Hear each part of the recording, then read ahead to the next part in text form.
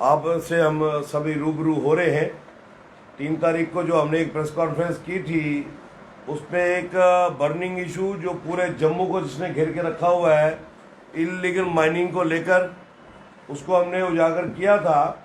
और यकीनन कहीं ना कहीं सरकार भी उससे सत्ते में भी आई और सरकार को भी लगा कि बिना आग के धुआं नहीं होता है।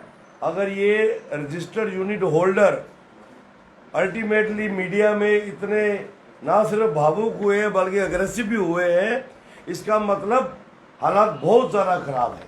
और रिवर तवी को लेकर अक्सर हम लड़ाई लड़ते रहे हैं कि जो ऑनरेबल हाई कोर्ट ने माइनिंग को स्टे किया है, वो गवर्नमेंट को स्टे वकेट कराना चाहिए, क्योंकि ये रिवर तवी कईयों घरों की रोजी रोटी होने के साथ साथ सरकार का भी एक बहुत बड़ा साधन है। ये नेचुरल बेड मटेरियल है और गवर्नमेंट का ये रिसोर्स है। ये मेरा या आपका रिसोर्स नहीं है।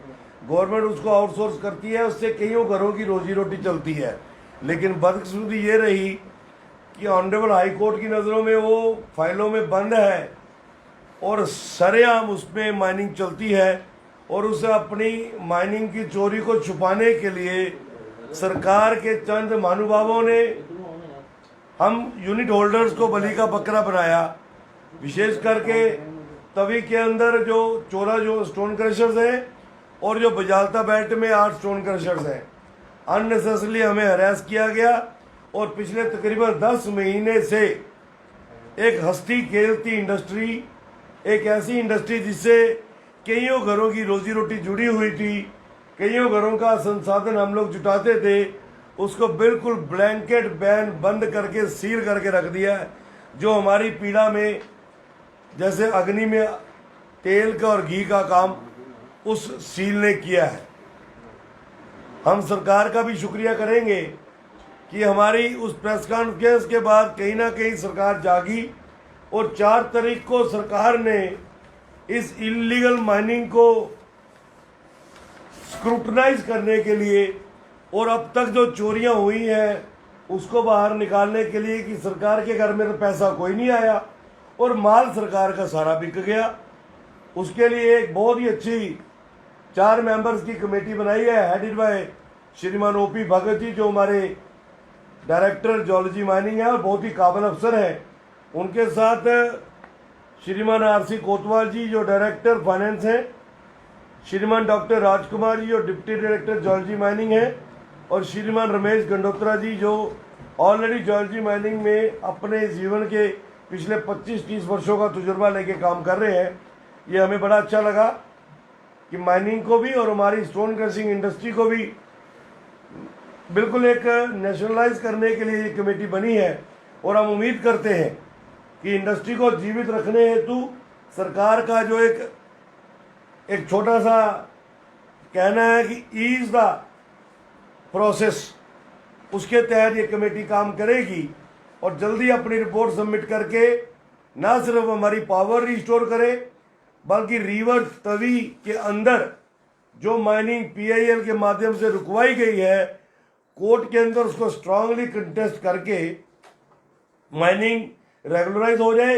ये चोरी के झंझट, ये गाली गलौज, ये गुस्सा, ये सारा ठंडा हो जाएगा। सरकार के घर का रेवेन्यू भी आना शुरू हो जाएगा। लेकिन हम एक बात के ऊपर फिर भी अड़े हैं कि जो अब तक चोरी हुई है वो बहुत बड़ा आने वाले दिनों में माइनर मिनरल स्कैम बड़ा होने वाला है। सरकार उसकी सीबीआई इंक्वायरी करवाए कि वो माल कैसे बिका, किसने बेचा, कहाँ कंज्यूम हुआ।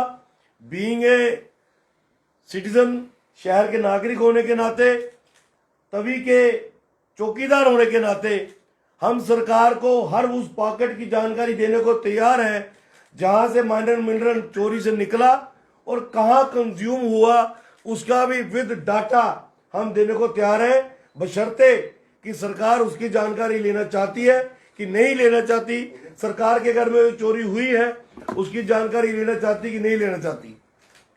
मित्रों, हमने उस दिन जो जियोलॉजी माइनिंग डिपार्टमेंट के हमारे डीएमओ जम्मू पे एलिगेशंस लगाए थे, उन एलिगेशंस को ऑथेंटिकेट किया हमारी ऑनरेबल हाई कोर्ट ने, जस्टिफाई किया हमारे साथ, हमें इंसाफ दिया कि हम जो लड़ाई लड़ रहे हैं एक तो हमारी यूनिट इंडस्ट्री को बंद कर रखा है 10 महीने से।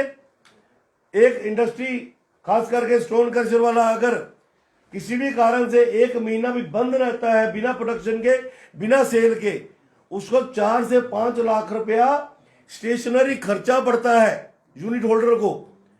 तो 10 महीने से हम बंद थे तो तकरीबन 50 लाख रुपया हमारे ऊपर बर्डन पड़ गया। उसके ऊपर हमारे श्रीमान अंकुर सचदेवा जी ने पहले फरवरी में एक फटका दिया जो नाजायज था। अभी उसका हम दुखड़ा सरकार के आगे और ऑनरेबल कोर्ट में रो रहे थे और उसको सेटिस्फाई करने का प्रयास कर रहे थे। तो 27 अप्रैल को एक एक फटका और दे दिया, किसी को 90 लाख, किसी को 75 लाख, किसी को 1 करोड़, किसी को 1.25 करोड़, जो हमारे आपे से बाहर था, जिसके कारण हम 3 तारीख को हम अपना आपा भी खो बैठे और गुस्से में आकर बहुत कुछ हमें बोलना भी पड़ गया अपनी डिफेंस में। लेकिन कहीं पर भी वो किसी को हर्ट करने के लिए नहीं था। जिनके लिए भी वो बात कही गई उनको सिर्फ एहसास होना चाहिए था कि आपने किसी को कितना सताया होगा कि वो परिवार इतने दुखी हो गए होंगे कि उनको आपके खिलाफ सड़कों पे उतरना पड़ा। तो हम आपके माध्यम से ऑनरेबल हाई कोर्ट का आभार व्यक्त करते हैं जिन्होंने इस सिख होती इंडस्ट्री को फिर से जीवित किया है और उस पूरी प्रोसेस को स्टे कर दिया है। मैं जरूर चाहूंगा कि जो हमारे lawyers department of jewellery mining को कोर्ट में रिप्रेजेंट कर रहे हैं वो ऑनरेबल कोर्ट के उस वर्जन का ऑनर करे और ऑनरेबल कोर्ट को जरूर डिफेंस में लेकर ये बात अगली तारीख पे रखें कि जनाब इस स्टे को कंटिन्यू कीजिए या फिर इस ऑर्डर को आप क्वैश कर दीजिए। मित्रों, इस माइनिंग के दौरान, इलीगल माइनिंग के दौरान हमने आपसे कहा था कि डीएमओ साहिबान कुछ भी अकेले नहीं कर रहे हैं, उसके पीछे बहुत बड़ी कोई ताकत है। वो बड़ा ही सीधा साधा सरल सा बच्चा है और मुझे लगता है कि उसकी बॉडी को देख के तो दूसरे को लगता ही नहीं होगा कि ये किसी न किसी तरीके से कहीं तानाशाही कर सकता होगा। लेकिन उसके पार्ट में सबसे बड़ी नालायकी जो हमें लगती है वो ये कि बीइंग ए डीएमओ उसको अपना एयर कंडीशन ऑफिस और अपनी एयर कंडीशन गाड़ी, इन 2 कामों के अलावा वो कुछ नहीं करता है। जबकि मैं भी इस इंडस्ट्री से जुड़ा हूं, पिछले 25 वर्षों से हम सभी जुड़े हुए हैं और 10 डीएमओ के साथ हमने काम किया है। डीएमओ को अपने इलाके में होना होता है, जो उसके पास इलाका होता है। दिन रात की रखवाली उस प्रोडक्ट की करनी पड़ती है, माइनर मिनरल की, जिसके लिए उसको माइनिंग अफसर लगाया होता है। लेकिन हमें अफसोस लगता है कि हमारे डीएमओ भाई साहब अधिकतर समय अपना मोबाइल पे या अपने एयर कंडीशन ऑफिस पे या गाड़ी में लगाते हैं। हाँ, उनकी सहायता उनके 2 सहायक बड़े अच्छे तरीके से करते हैं। जैसे मैंने आपको पिछली बार बताया था, श्रीमान भारत भूषण जी जो सेक्शन अफसर है और श्रीमान भानु प्रताप जी जो उनके गाड़ी का जो उनकी गाड़ी चलाते हैं, इन्होंने एरिया बांटा हुआ है। भानु प्रताप जी जो अखनूर एरिया से गुराई करते हैं, उसका एक सबूत हमारे हाथ आया है कि स्टोन क्रशर वाले से जबरदस्ती पैसा जब लेते हैं तो कैसे लेते हैं। हमारे किसी एक यूनिट होल्डर को एक बार उन्होंने इतना तंग किया कि मुझे आज ही पैसा चाहिए। उन्होंने कहा मेरा काम नहीं चल रहा, अभी पैसे नहीं है। उन्होंने बोला कुछ भी करके मेरे खाते में डालो। सरकारी कर्मचारी के खाते में जब कोई पैसे डालता है तो मित्रों आपसे कुछ छुपा नहीं है। ये देखिए भानु प्रताप सिंह के अकाउंट की स्टेटमेंट, 25,000 रुपया एक यूनिट होल्डर को उसके अकाउंट में डालना पड़ा। कोई खुशी से किसी के खाते में पैसे ऐसे नहीं डालता, और वो भी कर्मचारी। रैंक देखो उसका क्या है, ड्राइवर, डीएमओ का ड्राइवर। वो कहीं कमिश्नर सेक्रेटरी का ड्राइवर होता तो हमें लगता था कि भैया अप्रोच वाला आदमी है। एक डीएमओ का ड्राइवर क्रशर वाले से अपने खाते में पैसे मंगवा रहा है। अब आप इसको कैसे गवर्नमेंट तक पहुंचाते हैं, क्योंकि आईना आपने दिखाना होता है, वो आपका काम है। हम शुक्रगुजार हैं डायरेक्टर ज्वेलरी माइनिंग के कि हमारी प्रेस कॉन्फ्रेंस के बाद उन्होंने ये जो सरगना एक गैंग चला हुआ है अंडर द बेल्ट ऑफ हमारे डीएमओ श्रीमान अंकुर सचदेवा जी, भारत भूषण जो सेक्शन अफसर है, जो बजालता के अंदर तूते दिखुई, हमारे फ्लाई मंडाल में जितना भी एरिया है, जो भी पॉइंट से यहाँ से गाड़ियां निकलती हैं, वहां से उगाई करता था, आरएसपुरा से उगाई करता था, उसको इन्होंने इमीडिएटली जो है 5 तारीख को अटैच कर दिया विद स्ट्रिक्ट इंस्ट्रक्शंस कि वो फील्ड में कहीं नहीं जाएगा और डायरेक्टर ऑफिस में बैठ के डायरेक्टर के दिशा अनुसार काम करेगा। तो ये हमारे इशू को हाईलाइट करने के बाद कुछ बातें सामने आई हैं जो आपके साथ आज हमें साझी करनी थी, वो मैंने की है।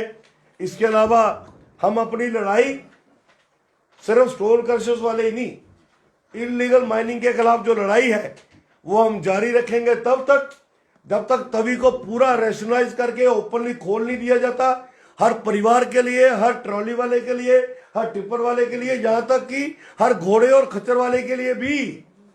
और जब तक ये जो अब तक मटेरियल चोरी हुआ है इसकी सीबीआई इंक्वायरी करा के सरकार के घर में वो 300-350 करोड़ रुपया वापस नहीं लिया जाता। इलीगल माइनिंग के खिलाफ हम ये लड़ाई अपनी जारी रखेंगे। धन्यवाद।